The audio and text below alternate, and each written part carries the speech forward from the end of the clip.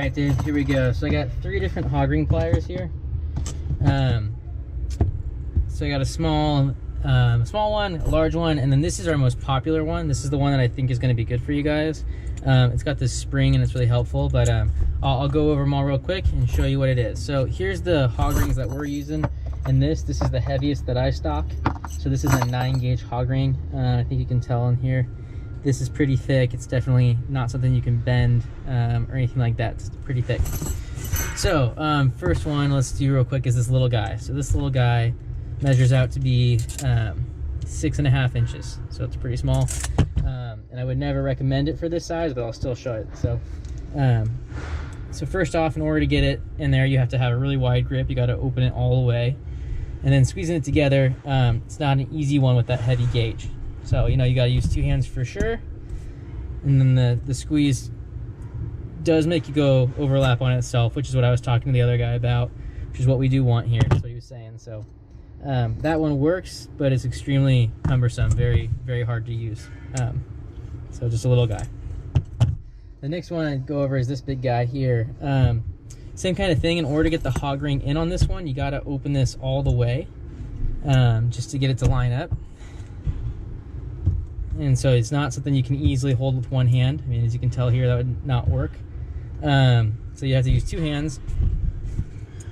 And it does overlap it like we were talking about, which is what we want. Makes it more secure, so that part's good.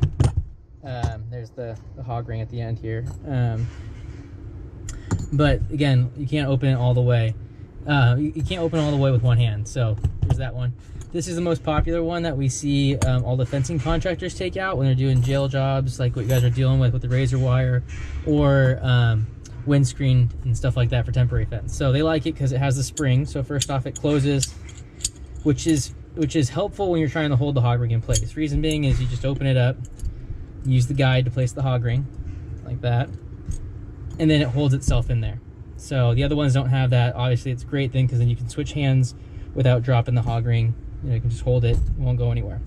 So that part's awesome. Has a little crimp in it to help. The length on this one is 7.5. So it's not too large. 7.5, but this crimp right here does help with closing it with one hand. So with one hand, you can easily close that. I mean, that was really easy. That was the easiest of all the pliers. And then that would stay on there. Overlaps as well. But yeah, you can definitely do it with one hand. I mean, I'll do it again here. I think this is definitely the one you want. It's the one that we see everybody else use. Yeah, no problem at all. And keep in mind, that is the heavy gauge. That's a really heavy gauge there. I mean, you can't bend that. That's not an easy thing to just bend or anything. To compare it, if you want to see it on a tape, I'm gonna start here at the 1. It's about, looks like about almost like almost an eighth of an inch thick. So if you want to compare to yours, I mean, it's 9 gauge. If you have the gauge on the side of the box, look for a 9. If not, measure it with a tape measure. And it's about an eighth of an inch, is what I was saying. Let's see if you can see that. Yep. But yeah, yep, again, really easy to use these ones. You just place it right in there, holds it in place, and then you just squish it down, one hand, no problem at all. So anyway, they're fairly affordable. I'll get you a price on those for 3 of them. And yeah, they're really easy to use. I think that's what you want. Let me know.